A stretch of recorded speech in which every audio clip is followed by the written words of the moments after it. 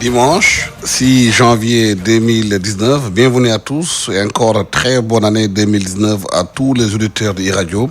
Nous sommes avec Mbaye Thiam, historien archiviste, et Mamadou Ibrahima Fall, conseiller en diplomatie multilatérale, élaboration de politique publique, négociation internationale et prise de décision. Merci messieurs d'avoir accepté notre invitation. La présidentielle 2019, c'est dans moins de 60 jours. Le parrainage, considéré comme un des filtres à la candidature pour la présidentielle, fait des vagues. Sur une trentaine de candidatures, 5 ou 6 pour le moment satisfont aux critères exigés par la loi sur le parrainage. Alors, Serigne Mbaye Thiam, ce qu'on a commencé à voir par rapport aux résultats donnés, monsieur Mbaye Thiam, je dis Serigne Mbaye Thiam, quelle lecture avez-vous de ce processus?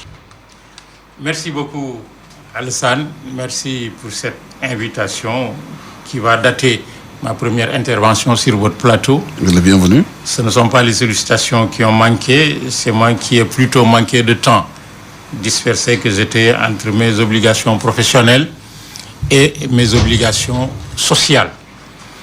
Cela dit, c'est avec plaisir que je suis aujourd'hui dans votre émission pour essayer, comme je le disais toujours, d'apporter mon point de vue, mais surtout des éclairages de notre pays. Merci.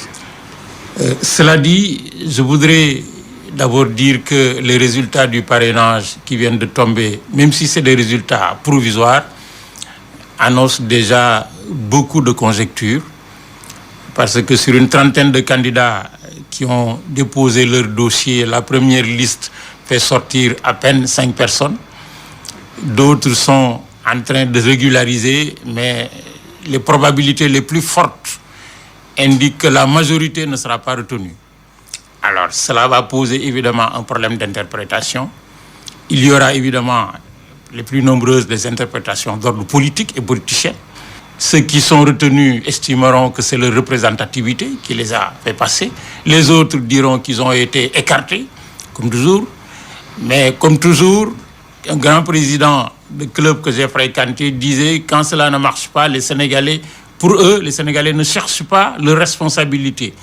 Ils cherchent plutôt qui a fait qu'ils n'ont pas réussi leur coup. » Mais cela appelle surtout, de la part des universitaires, des intellectuels et de tous les observateurs, une interprétation plus objective pour savoir pourquoi, quelles sont les conditions objectives qui ont fait que certains ne sont pas retenus. Quelles sont les conditions subjectives, c'est-à-dire tenant lieu des responsabilités de ceux-là même qui ont soumissionné et qui ne sont pas retenus, et quelles sont les responsabilités politiques à partager entre les tenants du pouvoir qui gèrent une partie, évidemment, appelle beaucoup de sérénité, parce qu'en dernière limite, la représentation en termes politiques n'est pas faite par le parrainage, n'est pas faite par un système de filtre, c'est les citoyens d'un pays, librement, qui se réveillent un matin et qui décident de qui va diriger leur destin. Et cela, le peuple sénégalais a fait la preuve formelle qu'il sait le faire depuis non pas l'arrivée du système colonial français de vote, mais depuis toujours. Parce que je rappelle toujours que les royautés sénégalaises ont toujours été des royautés électives. Le Damel, le Bourba, le Boursine, le Boursaloum étaient élus et il y avait des partis, c'est-à-dire des factions de l'aristocratie qui désignaient chacun ou chacune un candidat à l'issue duquel des conseils se réunissaient, analysaient la situation, le contexte et désignaient le roi sur la base d'un certain nombre de conditions. Je pense qu'il y a, pour les universitaires que nous sommes, il y a pour les observateurs que nous sommes, beaucoup d'exigences à analyser de manière lucide, mais de manière froide, pour faire en sorte que dans notre pays cessent les leaders autoproclamés. Ce n'est pas parce qu'on est en colère qu'on se proclame leader de parti pour chercher le suffrage des Sénégalais. Ce n'est pas parce qu'on sort d'une organisation dans laquelle on était qu'on se proclame leader. J'ai l'habitude de dire que ce ne sont pas les leaders qui font les peuples, c'est les peuples qui font les leaders. Et pour le faire, ils leur délèguent leur autorité à travers des systèmes qui, pour le moment, sont des systèmes électoraux. Je pense que ce résultat va être interprété, mais il va falloir que les gens soient suffisamment lucides, mais surtout suffisamment objectifs et rationnels. Mamadou Ibrahima Fall, vous avez la même lecture de ce parrainage ou bien vous avez une autre lecture? Merci Alassane pour l'invitation.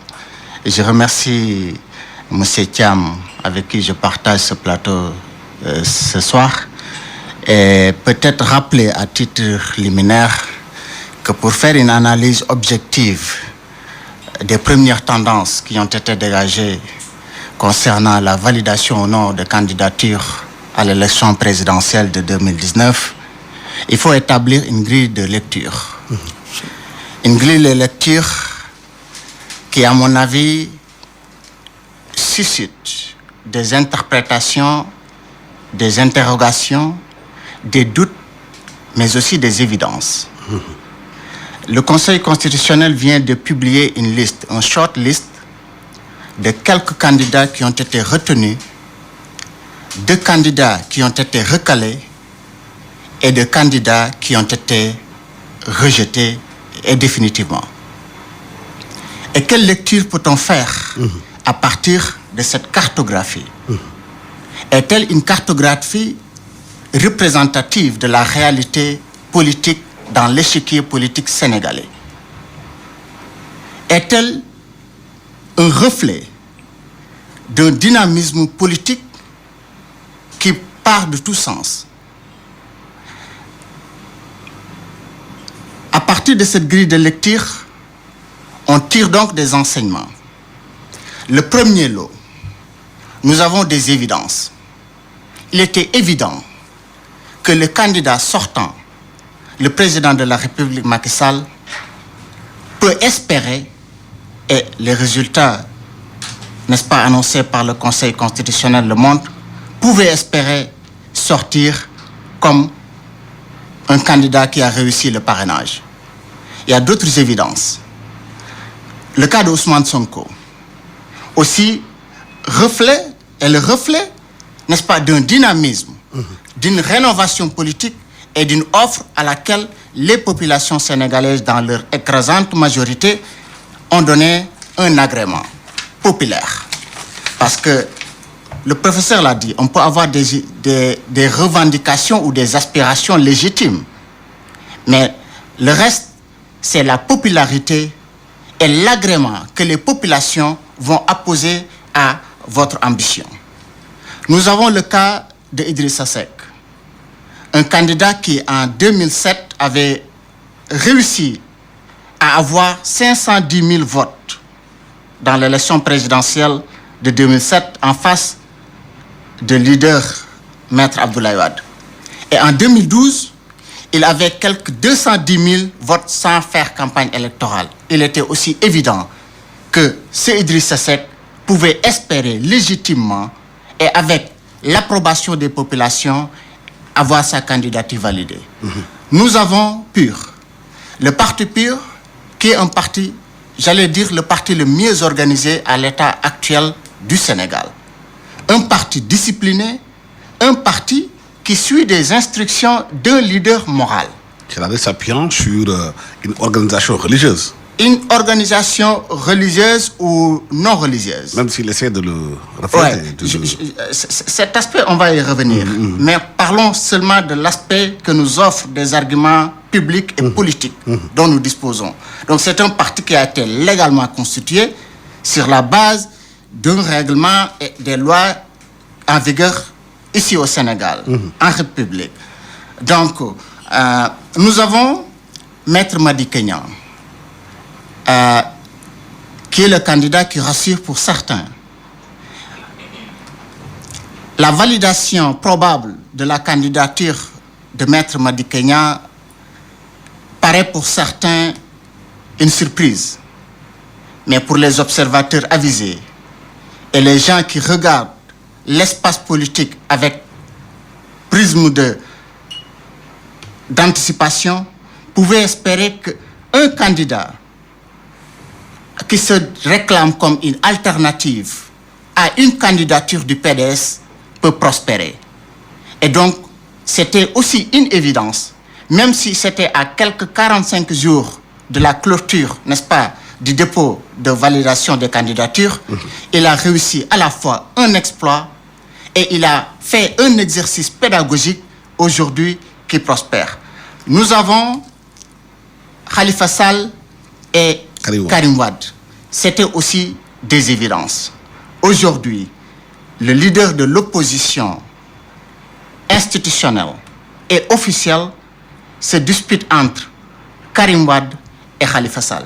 Mais là, je voudrais interpeller la classe politique et le camp présidentiel sur deux choses. Nous avons un parti socialiste, un AFP qui endosse la candidature ou qui supporte la candidature du président sortant, le président Macky Sall. Mais n'oublions pas qu'il y a des numéros 2 qui sont sortis de ces deux partis, à savoir Khalifa Sall et Malick Gakou. Et là, Malick Gakou, aujourd'hui, est en pole position pour avoir une candidature validée.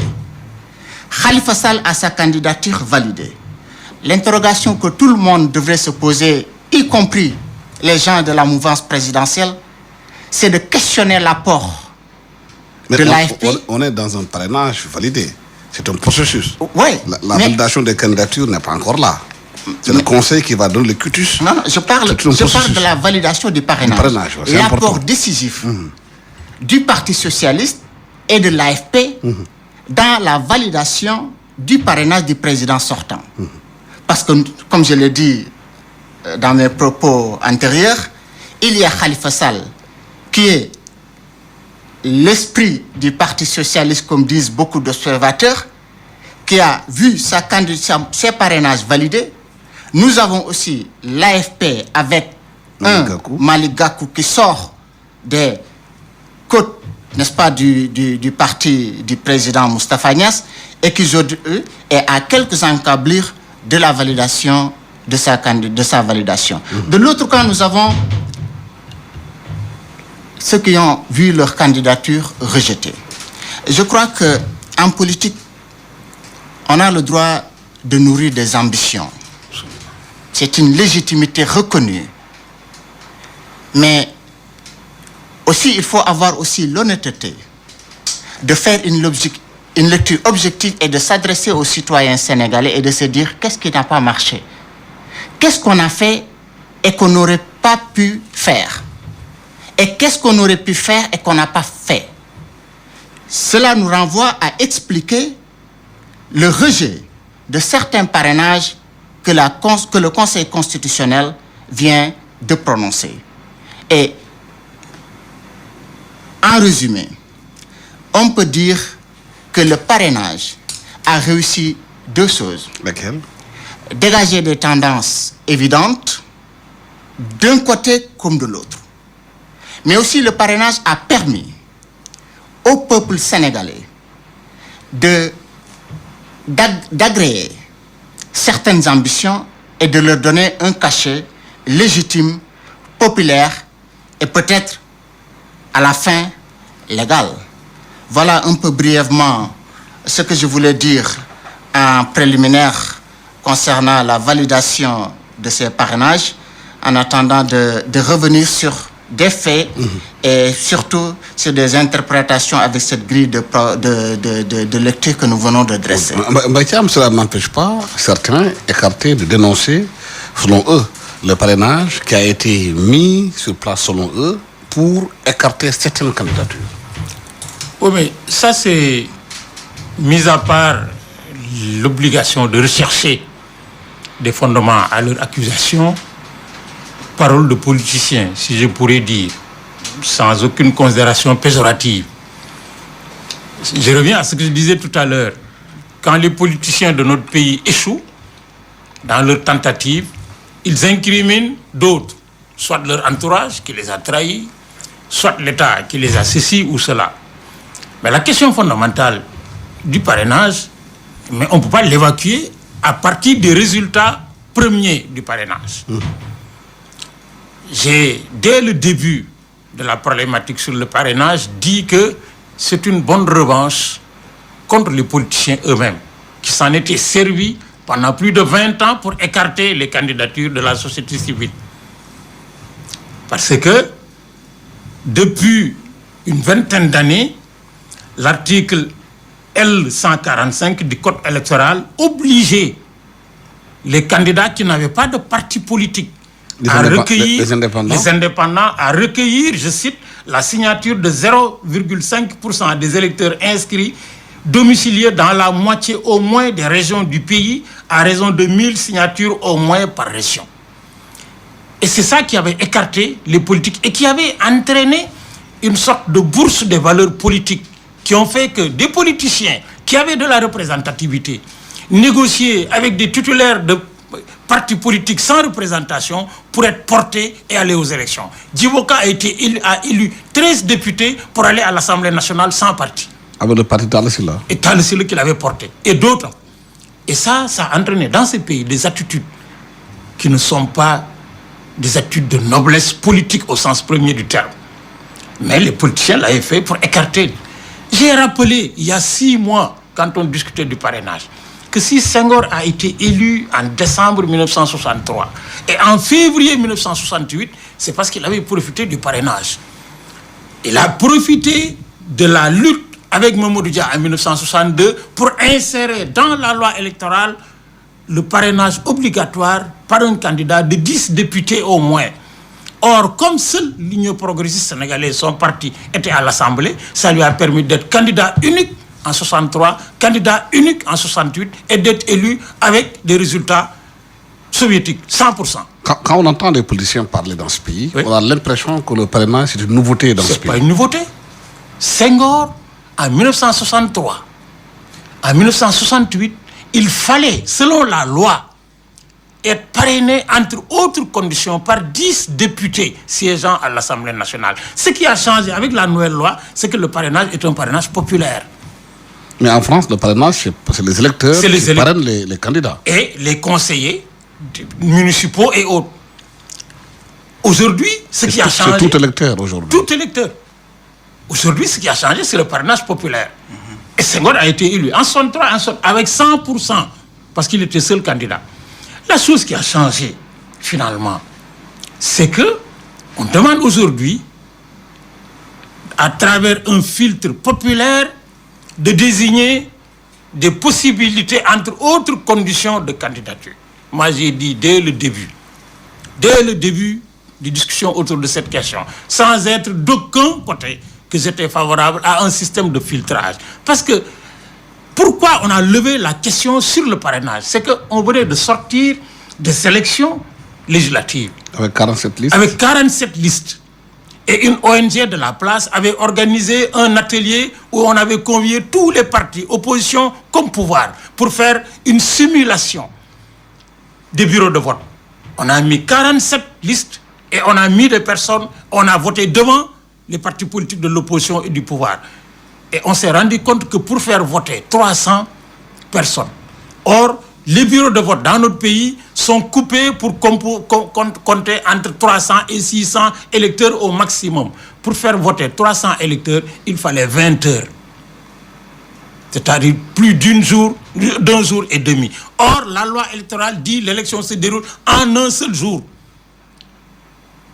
Or, qu'est-ce qui s'est passé? Quand on a lancé l'opération retrait de candidature, selon les déclarations du ministre de l'Intérieur, 129 personnes ont retiré des listes, des fiches de candidature. Cela veut dire quoi? Si on se retrouvait avec 50 candidats à l'élection présidentielle, ou 60 ou 100, mais on se serait retrouvé pratiquement avec un processus ingérable matériellement.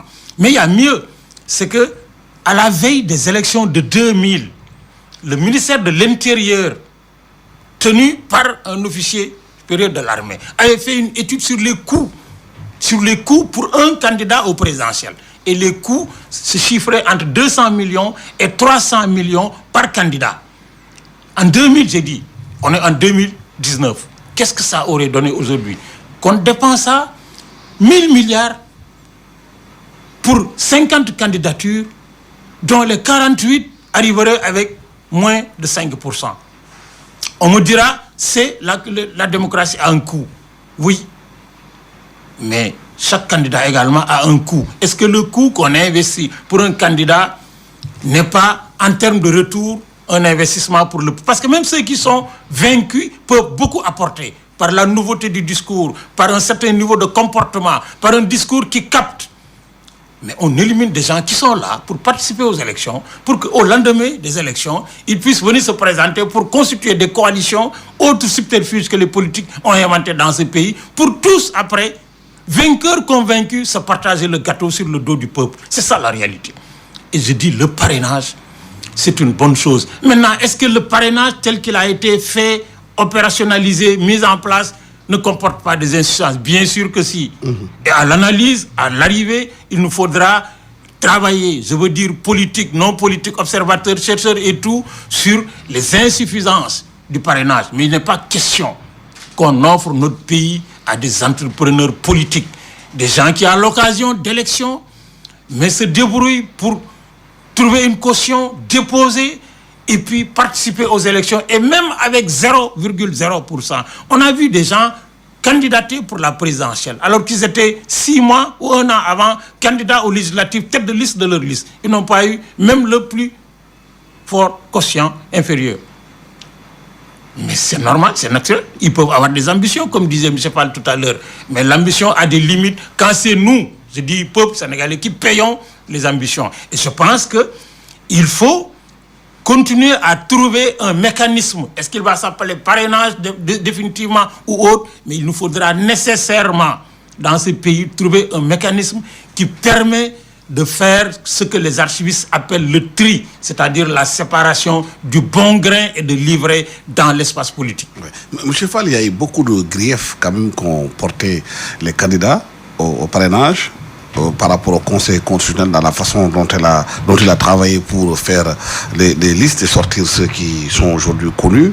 Pour le moment, quelles sont les réformes qu'on doit faire pour que davantage que ce parrainage soit plus crédible? Voilà.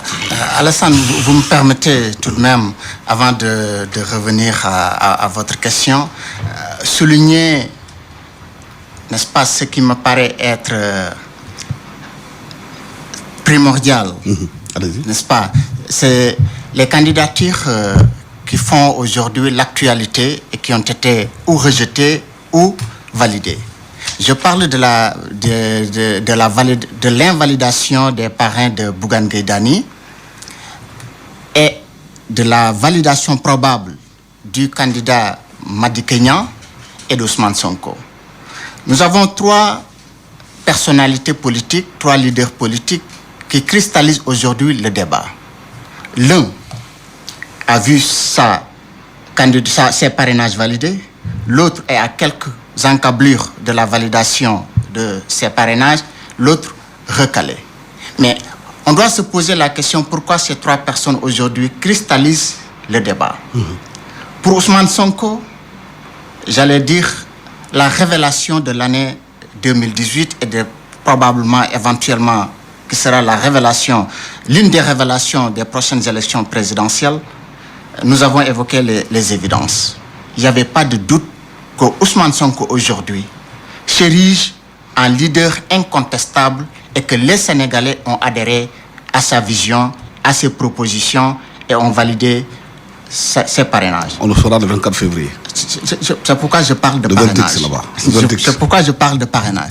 Pour Maître Madické Niang, voilà quelqu'un qui, il y a de cela 2 mois, n'était pas dans la lecture des hommes politiques et dans la lecture des citoyens sénégalais, mais qui est sorti et qui fait aujourd'hui la une à travers, n'est-ce pas, une probable validation de ses parrainages. Même s'il se préparait bien avant. Il y a certains qui le disent. Depuis 2000. Mais ce que je peux retenir, c'est que nous pouvons tirer des enseignements sur ce cas. Des enseignements à titre pédagogique. C'est quelqu'un... Est-ce que ce n'est pas les doutes de la candidature de Karim Wade J'en viens. C'est quelqu'un qui a pu écouter le silence de beaucoup de partisans libéraux, qui a su entendre des appels de partout, de l'intérieur comme de l'extérieur, à l'intérieur de son parti et à l'intérieur, n'est-ce pas, des mouvements karimistes de la périphérie. Des doutes se sont installés sur la candidature de Karim Meïssa Wade. Mais les militants ne pouvaient pas rester dans le doute. Les karimistes, la majorité des karimistes ne pouvaient non plus rester dans le doute. Et le doute en politique n'est pas permis. Voilà quelqu'un qui a su entendre le cri de cœur de beaucoup de Sénégalais, de la diaspora, de l'intérieur et de son parti originel. Quelqu'un qui a aussi pris un engagement et peut-être une initiative historique dans l'agenda politique sénégalais. Appartenant à un parti traditionnel classique qui est le Parti démocratique sénégalais. Et pour les gens qui ont une courte mémoire, je me rappelle, après les législatives, le président Abdoulaye Wade présentait Maître Madické Niang comme le numéro 2 du parti.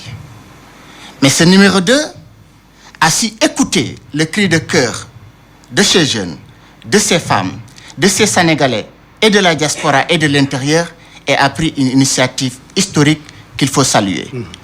Bougane Gueye Dany, voilà quelqu'un aussi qui a fait des preuves dans le paysage socio-économique sénégalais et qui avait des ambitions légitimes, mais malheureusement, comme beaucoup l'ont constaté, ces ambitions ont été freinées par le parrainage. Maintenant, j'en viens au parrainage. Le professeur l'a évoqué. Je crois que le parrainage, dans toute démocratie, est un des outils mis à la disposition de la classe politique et de la démocratie en général pour faire un tri. Donc c'est un instrument à la disposition et des citoyens, et n'est-ce pas, pour promouvoir des lendemains stables, mais aussi pour instaurer ou imposer une démocratie interne à l'intérieur des partis politiques. Mais pourquoi aujourd'hui il y a autant de suspicions sur le parrainage? Revenons aux faits. Parce que seuls les faits nous permettent aujourd'hui de faire une analyse objective. Nous avons un président de la République qui a émis l'idée que rien ne sera plus comme avant. À partir des élections législatives, tout le monde a applaudi. Mais nous avons aussi un président de la République qui a pris des décisions unilatérales concernant un système de filtrage qui va déterminer pour l'avenir le Sénégal. Parce qu'aujourd'hui, le parrainage fait partie, n'est-ce pas, des instruments qui sont inclus dans la Constitution sénégalaise pour élire un président de la République et même, certains disent, pour être maire ou pour être conseiller. Donc, quand on est en face d'un destin d'un peuple, et surtout quand on est président de la République, le gardien de la Constitution, garant des lois et règlements, on doit être un homme de mesure et prendre de la mesure, de la hauteur. Et sur ce point, j'interpelle le président de la République et tous les membres de son gouvernement sur les risques que le Sénégal peut courir. Lesquels? J'en viens. Le parrainage en soi, je l'ai dit tantôt dans mes propos, est une excellente initiative. Mais quand vous faites de la politique publique, de l'élaboration de la politique publique ou l'élaboration d'une loi, il y a un processus. Il y a aussi des étapes. Il y a aussi ce qu'on appelle les acteurs à réunir, à discuter pour trouver un consensus fort. On ne peut pas avoir l'unanimité sur tout, mais on peut au moins rechercher un consensus fort qui serait dégagé à partir de ce consensus, voir comment faire de ce parrainage un système où tout le monde va avoir en ce système-là un instrument pour mieux vivifier et pour mieux rendre vivace notre démocratie, une démocratie que nous partageons tous.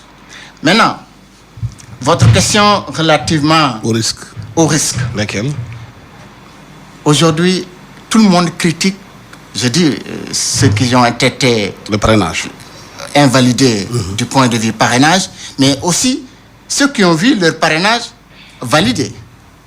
À part la mouvance présidentielle, tous les autres acteurs ne sont pas d'accord sur le processus qui a abouti au parrainage et qui aujourd'hui rejette le parrainage.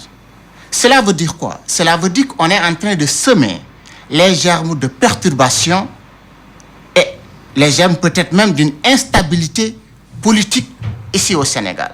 Est-ce que le Sénégal peut faire l'économie de tout cela? Est-ce qu'on a le droit aujourd'hui, au moment où des démocraties se fortifient, au moment où l'organisation d'élections libres, transparentes et démocratiques est aujourd'hui un standard universellement reconnu et accepté, et que les règles du jeu en général sont multilatéralement partagées pour éviter l'unilatéralisme? C'est dans ce sens-là que j'émets des doutes et j'émets aussi des interrogations et aussi ma crainte en tant que citoyen sénégalais qui vit, n'est-ce pas, à l'étranger et qui réside actuellement au Sénégal et qui émet ses réserves sur le processus qui a abouti, n'est-ce pas, à l'établissement du parrainage. Oui. Serigne Mbaye Thiam, plus de 300 partis politiques au Sénégal. On a vu la liste des candidatures qui ont été déposées pour le parrainage, et bien avant ceux qui ont retiré les dossiers pour la candidature. Parmi les leaders, on regarde bien, certains n'ont aucun processus, aucun vécu. Juste des gens qui se mettent devant les Sénégalais et qui veulent aller à la pêche de leur voix. Est-ce qu'il n'y a pas un problème de choix de ces gens-là qui vont diriger ce pays-là, ou qui aspirent à diriger ce pays-là, parce que peut-être, voilà, ils se prennent, ils se rasent un jour devant le miroir, en train de se raser, ils disent oui, je peux être candidat. Est-ce qu'on n'est pas en train de désacraliser la fonction du président de la République dans ce pays? L'un des phénomènes les plus observables dans notre pays, c'est que pendant plusieurs siècles, notre processus social intégral générait des leaders à partir de critères de tous ordres. Le moment venu, on y arrivera peut-être un jour, y compris sous le régime colonial avec la représentation locale. Les leaders ne naissaient pas n'importe où. Aujourd'hui, on est leader. Ou on se décrète leader. On se décrète leader. C'est ce que j'appelle les leaders autoproclamés. Parce que j'ai un jour été sollicité pour réorganiser les archives de la DAGAT du ministère de l'Intérieur. Et j'avais, il y a 20 ans déjà, souligné les risques qu'il y avait à cela. Entre autres, il y avait les associations, ce qu'on appelle associations au Sénégal, qui intègrent tout. Les daïres, les partis politiques, les syndicats. On voyait déjà percer le fait qu'on organise des futurs captation du projet politique global, mais par des individus qui n'avaient aucune représentativité. Aucune. Parce que la lecture des premiers résultats de la proclamation des parrainages par le Conseil constitutionnel mais désigne de manière très claire pour quelqu'un qui regarde objectivement qu'il y a 2 tendances, maximum 3. La première, mais c'est la tendance de captation de l'héritage du PDS. Sur les 7 candidats reçu, il y a 4 PDS. Il y a le président de la République sortant, il y a Idrissa Seck, il y a Madické Niang, il y a Karim Wade. C'est important. Les 12 ans de présence du PDS au pouvoir qui ont fossilisé le fonctionnement politique autour du PDS appellent aujourd'hui la captation de cet héritage. Ça veut dire quoi? Ça veut dire qu'on vit la continuité du PDS en dépérissement. Autrement. Et que la vraie alternance avec Abdoulaye Wade viendra sûrement après les élections, à condition que ce ne soit pas Karim Wade. Parce que si c'est Karim Wade, c'est Abdoulaye Wade qui revient au pouvoir. La deuxième tendance, c'est la tendance des nouveaux discours. Mais personne ne peut ignorer qu'il y a derrière ces nouveaux discours que portent à la fois le PUR et Sonko des dangers véritables. Lesquels? C'est des discours nouveaux, fondés à la fois sur l'agressivité du discours et des propositions assez intéressantes de la part de Sonko et surtout revêtus du manteau du martyr qu'on lui a offert sur un plateau en le dégageant de la fonction publique. Et ça ne peut pas ne pas. Il ne faut pas oublier que Djiboka est revenu au pouvoir parce qu'on l'avait exclu du Parti socialiste. Idrissa Seck est revenu au pouvoir parce qu'on l'avait exclu et emprisonné. Notre pays, notre lecture politique de la réaction des électeurs exige de toute personne au pouvoir de faire attention à construire des martyrs. Et Sonko en a parfaitement profité, même si à côté du martyr, il développe un discours captatif. Et puis, il y a qui? Mais il y a le PUR. Le PUR, personne ne peut nier, à moins de faire l'autruche, qu'il est porté par la Daïratul Moustarchidine ou le Moustarchidat. Sa base, c'est les Moustarchidines. Sa base électorale, oui. Sa base politique, c'est la Daïratul Moustarchidine ou le Moustarchidat. C'est clair. Moi, je suis talibé Tidjane affirmé et que j'assume de manière très claire aux yeux de tout le monde depuis toujours. Je dis, c'est pas bon pour notre pays.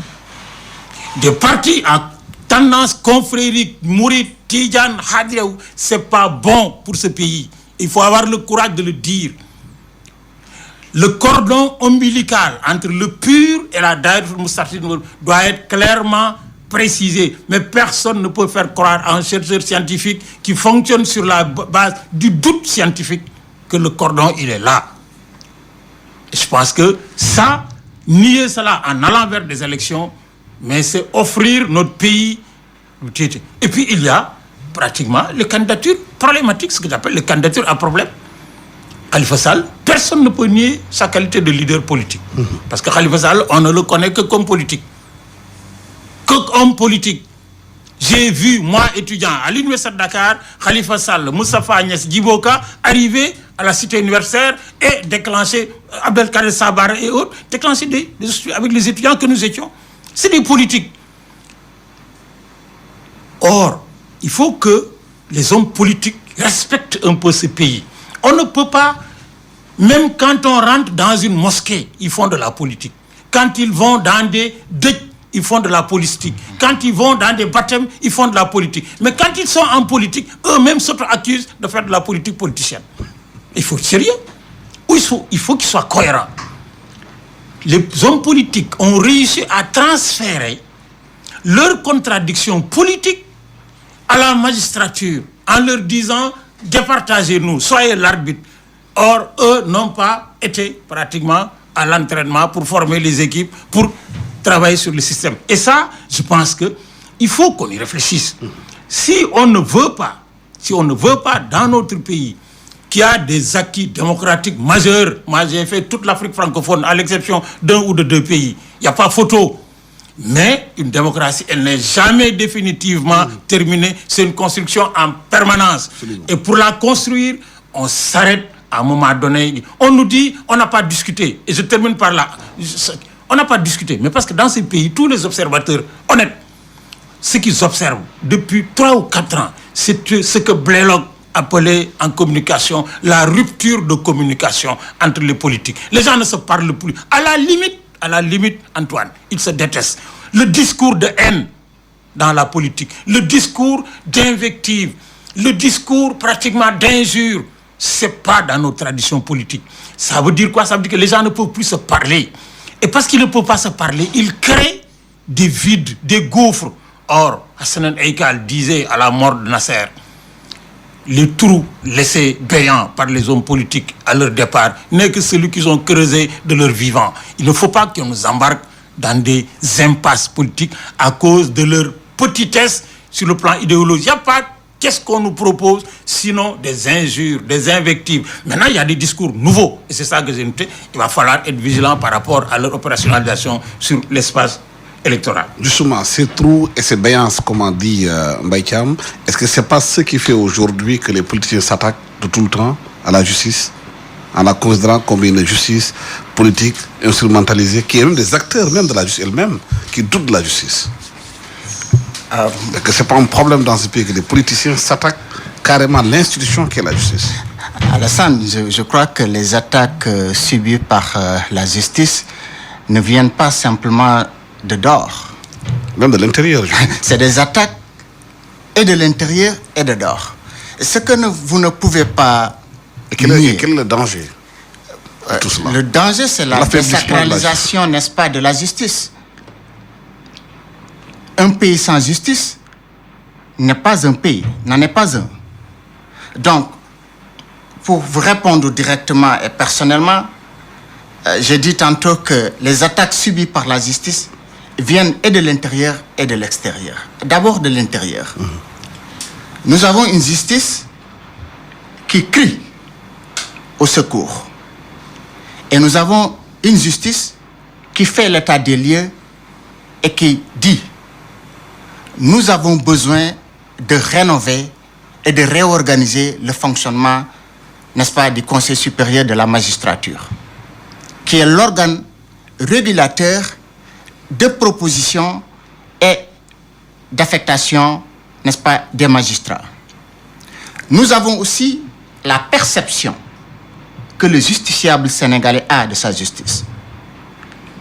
Alassane, les Sénégalais ont une perception du journaliste. Les Sénégalais ont une perception du Sénégal.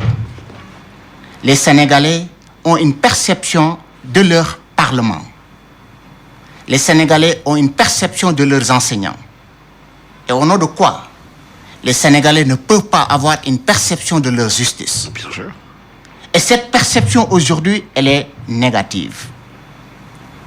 Et le risque, on l'a dit tantôt, c'est la désacralisation, n'est-ce pas, de tout un système judiciaire. Mais que font les Sénégalais pour respecter cette justice? Que font les Sénégalais que peuvent-ils faire? Que peuvent faire les Sénégalais? Quand ils ont un dossier à la justice, ils préfèrent négocier, ne pas laisser la loi faire. C'est ça aussi? Oui, c'est la justice. Ça, vous posez un problème social et sociologique. Et je crois que pour rénover tout le système judiciaire, il faut s'attaquer, n'est-ce pas, au mal, et les mal se trouvent à la racine. Est-ce que nous sommes préparés pour vivre un système judiciaire tel qu'il a été conçu et développé et expérimenté à l'Occident? Est-ce qu'aujourd'hui, le système judiciaire que nous avons ne mérite pas une analyse objective, une réflexion avec, n'est-ce pas, des prismes nouveaux? Ma réponse, elle est personnelle. Je crois qu'aujourd'hui, les personnes qui sont à l'intérieur et qui animent le système judiciaire, qui sont les magistrats, les juges, les avocats et autres, doivent faire une introspection et poser le vrai débat. Le vrai débat, où se trouve-t-il aujourd'hui? Il se trouve dans l'image et le signal qu'il doit envoyer au reste des Sénégalais et qui doit être un signal très fort et qui ne peut plus attendre. Pour la classe politique et pour les Sénégalais, les Sénégalais vont attendre d'abord le signal de l'intérieur. Le jour où on aura l'Union des magistrats du Sénégal et les magistrats en général renvoyer un signal de confiance, d'impartialité et d'indépendance aux justiciables sénégalais, ce jour-là, le Sénégalais lambda va changer son regard sur sa justice. Oui. Serigne Mbaye Thiam, est-ce que ce sont les textes qui régissent les magistrats qui ne sont pas bons, ou bien qu'il faut réformer, ou bien c'est les animateurs de la justice sénégalaise qui, excusez-moi le terme, qui ne seraient pas à la hauteur des enjeux? Il y a beaucoup de choses que l'on dit à propos de la magistrature. Mais est-ce que c'est les Sénégalais eux-mêmes qui sont partie prenante de la justice, qui ne laissent pas la justice faire son travail en voulant tout le temps négocier avec la loi? On ne peut pas penser un seul instant que les magistrats sénégalais et la magistrature sénégalaise est composée de personnes qui vivent sur la Lune et qui observent la société sénégalaise en bas. C'est des éléments intégrés, entièrement intégrés dans la société sénégalaise. Et ils véhiculent, comme les enseignants du supérieur que nous sommes, comme les journalistes que vous êtes, comme les hommes du privé que sont M. Fall et d'autres, ils véhiculent les forces et les acquis de notre société et les faiblesses de notre société. Moi, je suis très gêné quand j'entends dire la magistrature est. Parce que je n'accepterai jamais qu'on dise les enseignants sont. Certains, oui. Moi, j'ai 40 ans de présence comme enseignant à l'université. Je refuse à qui que ce soit de me cataloguer comme mauvais, même si je n'ai jamais dit que j'étais meilleur que qui que ce soit. Mais j'essaie, dans la mesure et dans les conditions où je fonctionne, à donner le meilleur de moi-même. La magistrature sénégalaise, elle est à l'image de la société sénégalaise. Tout à fait. J'ai, moi, Mbaye Thiam, réorganisé les dossiers personnels de 450 magistrats du Sénégal qui ont travaillé dans notre magistrature de 1959 à 2012, 2013. Et j'ai vu les dossiers. Je suis un archiviste, j'ai prêté serment comme un médecin. Ce que j'y ai trouvé prouve de manière irréfutable que nous avons l'une des meilleures magistratures au monde. Moi, je suis allé à la bibliothèque de la Cour internationale de La Haye. Les seuls magistrats africains dont les noms figurent sur le dossier des magistrats sénégalais. J'ai vu les dossiers de Isaac Foster, de Ousmane Ngoundiam, de Leïti Kama, jusqu'au dernier des promotions de l'ENAM. Et puis j'ai vu à l'intérieur, les 2 ou 3 pommes pourries, que la magistrature a extrait et renvoyé. J'ai vu ceux qui ont démissionné pour aller faire autre chose. Alors, il faut qu'on sache raison garder. Parmi les 7 magistrats de la Cour constitutionnelle, moi j'en connais personnellement 2 qui sont des professeurs d'université comme moi, qui ont été doyens de la faculté, assesseurs de la faculté de sciences juridiques et politiques. Je peux dire, la main sur le cœur, en ne voyant que ma tombe, que c'est des gens respectables, intellectuellement, scientifiquement et moralement. J'en connais d'autres peut-être, mais ce n'est pas le cas ici. Ce que je veux dire, c'est que ceux qui dénoncent la magistrature devraient s'articuler à travailler de manière objective sur les insuffisances de notre système judiciaire qui sont criardes. C'est des magistrats de l'intérieur. Moi, j'ai un oncle qui a démissionné après 20 ans de magistrature pour aller faire avocat. Mais il n'a jamais dénoncé la magistrature. Jamais. Il a démissionné pour aller faire avocat. Personne ne l'a jamais entendu. Pourtant, il est dans les instances internationales de la magistrature, y compris dans notre pays. Il faut savoir raison garder. La virulence avec laquelle, la légèreté, l'insolence avec laquelle on tire sur les magistrats, les journalistes, les professeurs, les médecins, les ceci et les... Il n'y a que sur les voleurs qu'on ne tire pas dans ce pays. Il faut arrêter. Il faut avoir le sens de la critique objective, scientifique. C'est-à-dire travailler à savoir mettre le doigt sur les insuffisances, et il y en a, et les corriger et avancer. Mais on ne peut pas mettre en doute les qualités intellectuelles, les qualités professionnelles, les qualités morales des gens, sans preuve de surcroît. Sans preuve de surcroît. Et souvent, c'est les politiciens qui attaquent la magistrature. Je crois que parce que peut-être eux-mêmes, les politiciens, ils attaquent la magistrature en fonction de leurs intérêts. Du moment. C'est ça qu'il faut éviter. Quand ils gagnent, ils disent la loi est rendue. Quand ils perdent, ils disent on les a manipulés. Moi, j'aimerais bien poser le débat en ces termes. Oui, très rapidement. Écoutez le cri de cœur, n'est-ce pas, des gens de la magistrature. C'est eux-mêmes qui dénoncent les insuffisances à l'intérieur, n'est-ce pas, de la magistrature. Ils demandent plus d'indépendance. Exactement. Maintenant, qu'est-ce que nous autres pouvons faire pour faire de telle sorte que cet appel ait un écho? Et je pense que c'est une interpellation, et au premier chef, une interpellation adressée à M. le Président de la République, qui est tout de même le gardien de la Constitution et le gardien, n'est-ce pas, du bon fonctionnement des institutions de la République.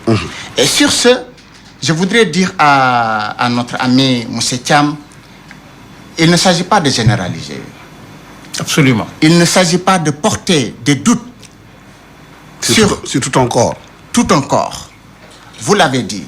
Mais il s'agit de transposer et de mettre sur la table la perception que les gens ont eue de leur justice. Et je crois que c'est très légitime de donner à tout citoyen sénégalais de faire et d'émettre des appréciations sur le fonctionnement de la justice de son pays. Absolument.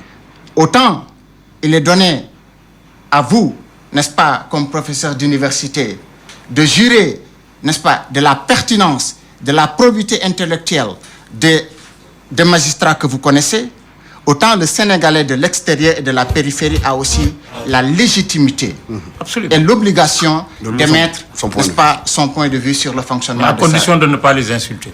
Non, l'insulte en aucune manière n'est pas une arme, n'est-ce pas, pour construire. Absolument. Il s'agit aujourd'hui de construire et de dégager une perspective nouvelle, dynamique pour la justice sénégalaise. Oui. Le temps qui nous est imparti est terminé. Je suis désolé. Mamadou Ibrahima Fall, conseiller en diplomatie multilatérale, élaboration de politique publique, négociation internationale et prise de décision. Merci aussi à Mbaye Thiam, historien et archiviste. À la technique, Alioune Diassé, micro Alassane Samba Diop. Excellent dimanche à tous.